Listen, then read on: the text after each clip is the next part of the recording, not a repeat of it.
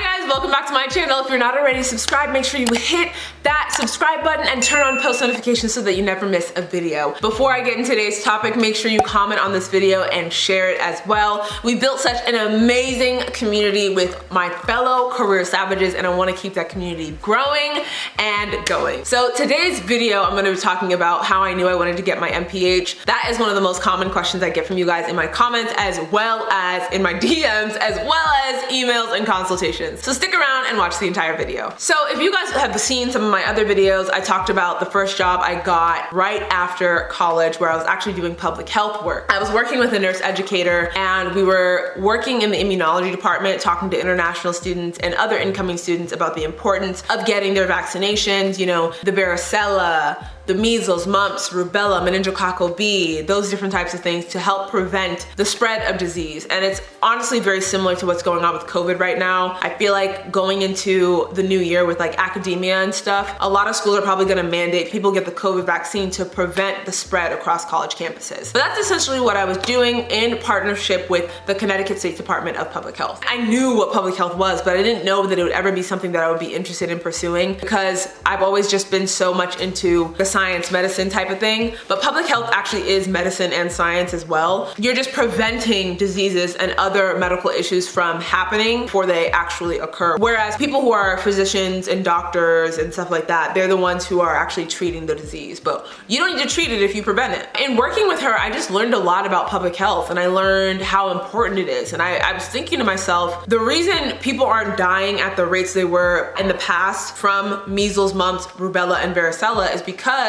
of the public health laws we have in place requiring people to get these vaccinations before they go to schools or to different countries. For example, in Ghana, before you can even enter their country, they require you to have the yellow fever vaccination. That's because they had their own epidemic where it killed so many of their people. Same thing in Nigeria. They require you to have malaria prophylaxis so that you don't bring malaria into their country where it's already extremely prominent and prevalent. A bunch of other countries have their own different vaccination regulations, but that's basically what I was doing, and I felt so privileged to be able to help that type of prevention, to be able to regulate it, to be able to ensure the safety of everyone on that campus. And in having conversations with her, because she also was a master's in public health, and having conversations with my boss, I was just thinking to myself how amazing it would be for me to be a part of that. And I feel like I have such a strong voice. If I have a passion for health and I can enter public health, I feel like there's so much I can do and change. So I did a little research, and she was the one who actually encouraged me. She was like, you know, you should get your master's in public health. And I was like, no, like, you know, I just want to do med school. And she was like, yeah, but what if med school isn't meant for you? You are supposed to do public health. It really just resonated with me when she said that, because I'm like, that's so true. I feel like I'm still stuck in this whole Nigerian way of thinking where I have to get my MD or I have to get my PharmD. And even if that's something that I'm interested in, that doesn't take away from the fact that I was good at educating people on public health issues while in that position. She actually ended up keeping me longer than other people. We had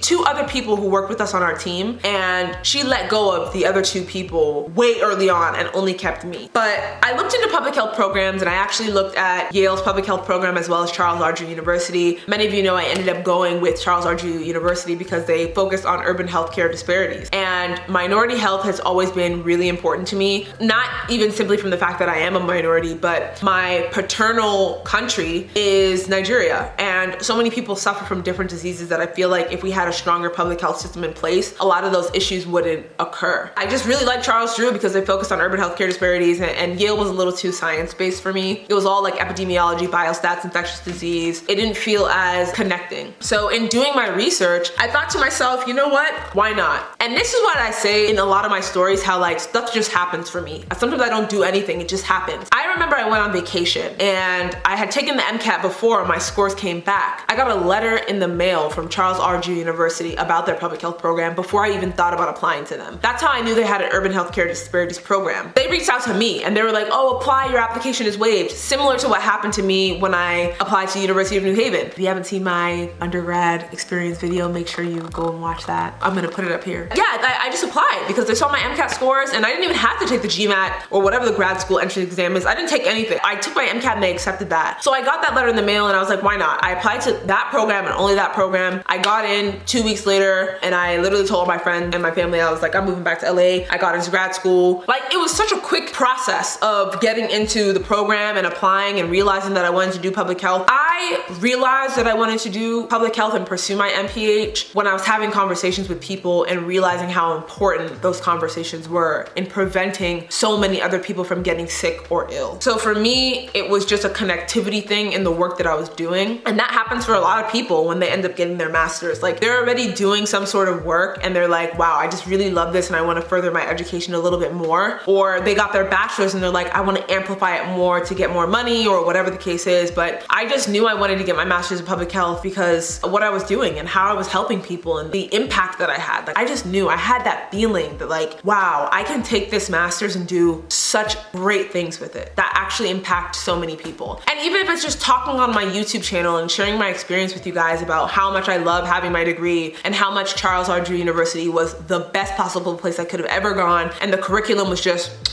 like, that alone is making you guys feel like, oh my God, I wanna get my master's too. And you guys are gonna go out in the world and do so many amazing things. So sometimes you just have to follow your gut or your heart or that like good feeling inside and follow that alone.